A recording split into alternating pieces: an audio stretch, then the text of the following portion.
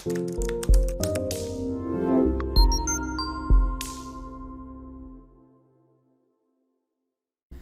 আলাইকুম, welcome to Hablu programmer. এর আগের পার্টে আমরা সিএসএস এর সিনট্যাক্স নিয়ে আলোচনা করেছি, সিএসএস কয় প্রকার, কিভাবে লিখতে হয় সেটা নিয়ে আলোচনা করেছি। এই পার্টে আমরা ব্যাকগ্রাউন্ড নিয়ে আলোচনা করব, অর্থাৎ কিভাবে আমরা ব্যাকগ্রাউন্ডকে স্টাইল করতে পারি আমাদের ওয়েবসাইটের জন্য, সেটা নিয়ে আজকে আলোচনা করব।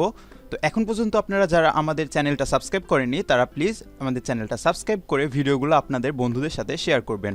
তো চলুন শুরু করা যাক। এই জন্য আমাদেরকে প্রথমে আমাদের ভিজুয়াল স্টুডিও কোড ওপেন করতে হবে। সো আমাদের কোড ওপেন করার পর আমি সব ডিলিট করে দিলাম, আমরা প্রথম থেকে করতে যাচ্ছি। এজন্য আমাদের যে HTML5 এর সিনট্যাক্সটা ছিল, অর্থাৎ এর যে স্ট্রাকচার, সেটা আমরা লিখে নেই। আমরা HTML5 এর স্ট্রাকচারটা লিখে নিলাম। লিখে নেওয়ার পর আমরা এখানে একটা টাইটেল দিয়ে দিলাম হাবলু ওয়েবসাইট, অ্যান্ড এই বডির ভিতরে আমরা কিছু ট্যাগ নিই। যেমন আমরা একটা H1 ট্যাগ নিলাম, H1 ট্যাগের ভিতরে লিখলাম যে ওয়েলকাম, অ্যান্ড নিচে একটা P ট্যাগ নিলাম, P ট্যাগের ভিতরে লরেমের কয়েকটা ওয়ার্ড নিলাম, অ্যান্ড এটা ভিউ থেকে টগল করে দিলাম। ওকে, সো এটা সেভ করে যদি আমি ব্রাউজারে শো করি তাহলে দেখি কেমন দেখায়। এই যে আমাদের এমন দেখাচ্ছে। তো আমরা চাচ্ছি এখন আমাদের এটাকে স্টাইল করতে, সুন্দর সুন্দর স্টাইল করতে, ব্যাকগ্রাউন্ডে অন্য কালার অথবা পিকচার যোগ করতে, আরও অনেক কিছু করতে। সো এই জন্য আমি আগে দেখি ব্যাকগ্রাউন্ডে কিভাবে আমরা কালার ইউজ করব। আমরা কিন্তু আগের পার্টে দেখেছি কিভাবে আমরা সিনট্যাক্স লেখার সময় আমাদের এই এলিমেন্টগুলো ছিল যেটা, এগুলাকে আমরা কালার করতে পারি, অর্থাৎ আমাদের টেক্সটগুলোকে কালারফুল করতে পারি। তো সেটা যদি আমরা করতে চাই আমরা কিন্তু তিনভাবে সেটা করতে পারি। সেটা হলো ইনলাইন সিএসএস ইউজ করে, অথবা internal CSS and external CSS use করে। তো আমরা সচরাচর কোড যখন করি, প্রফেশনাল মানের কোড যখন করি, তখন আমরা এক্সটার্নাল সিএসএস ইউজ করি। সো আপনাদের নিশ্চয়ই মনে আছে আমরা কীভাবে এক্সটার্নাল সিএসএস ইউজ করবো। এর জন্য নতুন আর একটা ফাইল ক্রিয়েট করব, এবং ফাইলের নাম দিব হলো style.css। আপনি যা ইচ্ছা তাই দিতে পারেন। ওকে, ফাইলটা ক্রিয়েট করার পর আমাদেরকে আগে লিঙ্ক করে দিতে হবে আমাদের HTML যে ফাইলটা ছিল সেটার সাথে। সো এই জন্য আমাদেরকে হেড ট্যাগের নিচে আরও একটা ট্যাগ নিতে হবে, লিঙ্ক ট্যাগ নামের। সো আমি লেস দেন গ্রেটার দেন দিয়ে লিঙ্ক ট্যাগ লিখে ফেললাম, অ্যান্ড লিঙ্ক ট্যাগের ভিতরে আমরা দিয়ে দিলাম যে REL, এটার ভিতর দিলাম হলো স্টাইল শিট, অ্যান্ড এর পাশে আমাদের যেই ইউআরএলটা সেটা আমরা লিখে দিই, সেটা হলো আমরা href এর মাধ্যমে বা হাইপার রেফারেন্সের ভিতরে লিখবো। সো আমি লিখে ফেলি, এবং আমাদের ফাইলটার নাম কি ছিল বলেন তো, style.css। সো আমি সেটা লিখে দেই। ওকে, আমরা এটা লিখে দিলাম। লিখে দেওয়ার পর এখন যদি আমরা style.css এ আমাদের কোডগুলো করি তাহলে কিন্তু এখন আমাদের কাজ করবে। সো আমি এই এক্সপ্লোরার এটা হাইড করে দিয়ে আমি দুইটা পার্ট নিয়ে আমি এক পারে HTML রাখলাম অ্যান্ড এক পারে CSS রাখলাম, অ্যান্ড আমরা চাচ্ছি H1 ট্যাগের ভিতরে যা লেখা আছে সেটাকে আমরা একটু কালার করতে যাচ্ছি। এই জন্য আমাদেরকে কি করতে হবে, আমাদেরকে আগে সিলেক্ট করতে হবে। সো আমাদেরকে কি সিলেক্ট করতে হবে, আমাদেরকে ট্যাগটা সিলেক্ট করতে হবে। সো আমি H1 ট্যাগটা সিলেক্ট করলাম, এরপরে সেকেন্ড ব্র্যাকেট, এবং সেকেন্ড ব্র্যাকেটের ভিতরে আমাদেরকে একটা প্রপার্টি ইউজ করতে হবে। সো প্রপার্টি আমরা কি করব, আমরা কালার করব। সো আমরা কালার প্রপার্টি ইউজ করলাম, অ্যান্ড কালার প্রপার্টির ভিতরে আমরা কি কালার করতে চাই, সো আমরা রেড কালার করতে চাই, এই জন্য আমরা রেড দিয়ে দিলাম, অ্যান্ড আমরা একটা সেমিকলন দিয়ে শেষ করে দিলাম। এটা যদি সেভ করে ব্রাউজারে যাই, গিয়ে যদি একটা রিফ্রেশ দেই, এই যে আমাদের এই H1 ট্যাগটা কিন্তু কালার চেঞ্জ হয়ে গেছে। তো আমি চাচ্ছি যে আমাদের এই H1 ট্যাগটাই তো কালারটা চেঞ্জ হয়েছে, তাই না, আই মিন টেক্সটটা চেঞ্জ হয়েছে, বাট আমরা চাচ্ছি এই H1 ট্যাগের নিচে ব্যাকগ্রাউন্ডে অন্য একটা কালার দিতে, আমি গ্রিন কালার দিতে যাচ্ছি। সো এই জন্যে আমাদেরকে আরেকটা প্রপার্টিস ইউজ করতে হবে, সেটা হলো ব্যাকগ্রাউন্ড কালার।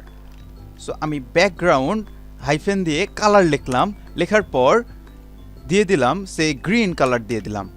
সো আমি গ্রিন লিখে দিলাম, অ্যান্ড এটা সেভ করে যদি ব্রাউজারে গিয়ে একটা রিফ্রেশ দেই, এই যে আমাদের ব্যাকগ্রাউন্ডে কিন্তু গ্রিন কালার চলে এসেছে, অ্যান্ড উপরে আমরা যেই কালার করেছিলাম রেড কালার সেটা কিন্তু আছে।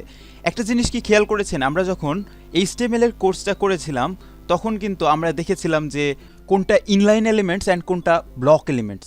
সো এইটা কিন্তু একটা ব্লক এলিমেন্টস, দ্যাটস ওয়াই এটা গোটা এরিয়া জুড়ে কাজ করছে। তো আমরা চাইলেও কিন্তু এই ব্লক এলিমেন্টসটাকে ইনলাইন এলিমেন্টসে কনভার্ট করে জাস্ট এই লেখাটুক যতটুকু আছে এতটুকুর ব্যাকগ্রাউন্ড সেট করতে পারি, কিন্তু আমরা সেটা আরও বড় যখন হব তখন সেটা করব।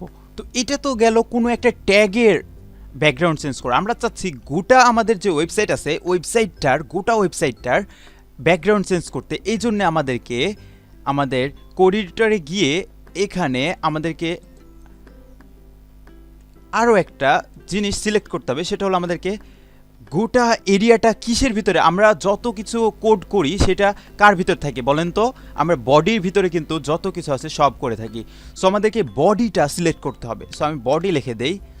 সো বডিটা সিলেক্ট করার পর আমাদেরকে সেকেন্ড ব্র্যাকেট স্টার্ট করে এর ভিতরে আমাদেরকে ব্যাকগ্রাউন্ড কালার দিতে হবে। সো আমি ব্যাকগ্রাউন্ড লিখে ফেলি, ব্যাকগ্রাউন্ড হাইফেন কালার দিলাম, দেওয়ার পর আমি ব্ল্যাক দিয়ে দিলাম। সো আমি ব্ল্যাক কালার ইউজ করতে চাচ্ছি। সো আমি ব্ল্যাক দিয়ে দিলাম অ্যান্ড এটা সেভ করে যদি ব্রাউজারে গিয়ে একটা রিফ্রেশ করি, অ্যান্ড ইয়েস, আমাদের ব্যাকগ্রাউন্ডটা একদম গোটা ওয়েবসাইটের ব্যাকগ্রাউন্ড কালো হয়ে গেছে। বাট আমাদের এখানে যে একটা পি ট্যাগের ভিতরে আমরা কিছু লিখেছিলাম, এই যে এগুলোর কালার কিন্তু ব্ল্যাক ছিল, দ্যাটস ওয়াই এইগুলা মিশে গেছে। সো আমি এটার কালার চেঞ্জ করে দিই। তো এই জন্য আমাদেরকে আবার একটা সিলেক্ট করতে হবে, আমাদের কি ট্যাগের ভিতরে ওগুলো লেখা ছিল পি ট্যাগের ভিতরে। সো আমি পি ট্যাগটা সিলেক্ট করলাম, সিলেক্ট করার পর সেকেন্ড ব্র্যাকেটের ভিতরে এখানে গিয়ে কালার প্রপার্টি ইউজ করব। সো কালার প্রপার্টি দিলাম অ্যান্ড এটা আমরা হোয়াইট করে দিলাম অ্যান্ড সেভ করে যদি ব্রাউজারে যাই, গিয়ে যদি একটা রিফ্রেশ করি, ইয়েস, আমাদের এটা কাজ করছে।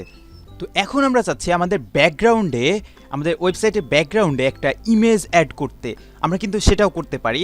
আমরা এই জন্যে আমাদেরকে আমাদের কোড এডিটরে যাওয়ার পর আমাদের যে বডি যেই আমরা সিলেক্ট করেছিলাম এটার ভিতরে আমাদেরকে আরও একটা ট্যাগ লিখতে হবে, সেটা হলো ব্যাকগ্রাউন্ড ইমেজ। সো আমি লিখে ফেলি ব্যাকগ্রাউন্ড হাইফেন ইমেজ, এই ট্যাগটা লিখতে হবে। লেখার পর আমাদেরকে একটা প্রপার্টি ইউজ করতে হবে, সেটা হলো ইউআরএল প্রপার্টি। ইউআরএল দেওয়ার পর আমাদেরকে ফার্স্ট ব্র্যাকেট দিতে হবে দুইটা, অ্যান্ড ফার্স্ট ব্র্যাকেটের ভিতরে আমাদেরকে ইউআরএলটা দিতে হবে। আমাদের ব্যাকগ্রাউন্ডে যদি আমরা একটা ইমেজ অ্যাড করতে চাই, জন্য আমাদেরকে একটা ইমেজ সিলেক্ট করে নিতে হবে। সো এই যে আমি একটা ইমেজ সিলেক্ট করেছি, আমাদের এই যে এক্সপ্লোরার থেকে এটা যদি আবার আনহাইড করি, অ্যান্ড এখানে আমি এই যে 05.png, অর্থাৎ আমরা কোড যেই ফাইল ডিরেক্টরিতে করছিলাম সেখানে একটা ইমেজ নিয়ে এসেছি 05.png নামে।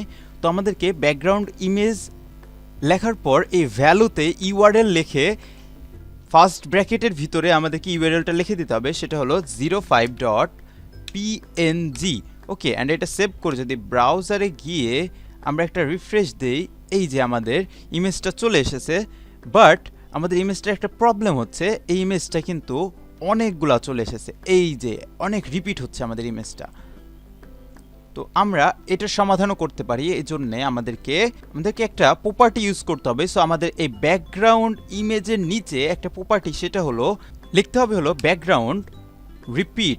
ব্যাকগ্রাউন্ড হাইফেন দিয়ে রিপিট লিখতে হবে, অ্যান্ড এটাকে আমরা বলে দেব যে কোনো রিপিট হবে না। সো নো রিপিট লিখে দিলাম, নো রিপিট লিখে এটা যদি সেভ করে আমরা ব্রাউজারে নো এরপরে একটা হাইফেন দিয়ে তারপরে রিপিট লিখে দিতে হবে। এটা যদি সেভ করে ব্রাউজারে গিয়ে একটা রিফ্রেশ করি, দেখুন আমাদের জাস্ট এই একটা পিকচারই এখন শো করতেছে, কোনো রিপিট হচ্ছে না। অ্যান্ড আমরা পি ট্যাগের ভিতরে যে লেখাটা নিয়েছিলাম এটা হোয়াইট হওয়াতে আমরা আর এই দিকটা বুঝতে পারছি না। সো এটাও আমরা করতে পারি, ঠিক করতে পারি। এই জন্য আমাদেরকে পি ট্যাগের ভিতরে আমাদের এই কালারটা হোয়াইট না দিয়ে আমরা এখন ব্ল্যাক দিয়ে দিতে পারি।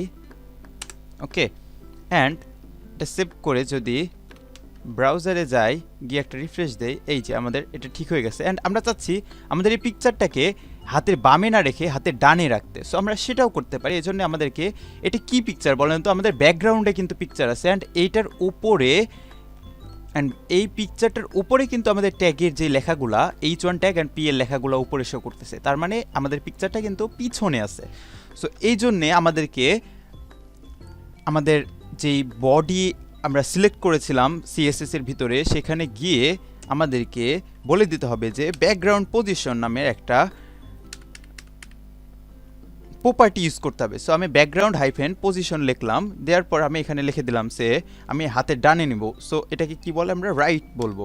সো আমি রাইট লিখে দিলাম, অ্যান্ড এটা সেভ করে যদি ব্রাউজারে গিয়ে একটা রিফ্রেশ করি, দেখুন আমাদের এটা কিন্তু হাতের ডানে চলে এসেছে। তো এইভাবেই কিন্তু আমরা ব্যাকগ্রাউন্ড নিয়ে আর কি স্টাইল করতে পারি আমাদের সিএসএস এর মাধ্যমে। তো এখন পর্যন্ত আপনারা যারা আমাদের ফেসবুক গ্রুপটাতে জয়েন হয়ে নেননি, আপনারা প্লিজ আমাদের গ্রুপটাতে জয়েন হয়ে আমাদের যে কাজগুলো করতেছি সেগুলা পোস্ট করবেন। আমরা এই গ্রুপের লিঙ্ক ভিডিও ডেসক্রিপশনে দিয়ে দিব, সেখান থেকে আপনারা অ্যাক্সেস নিতে পারবেন।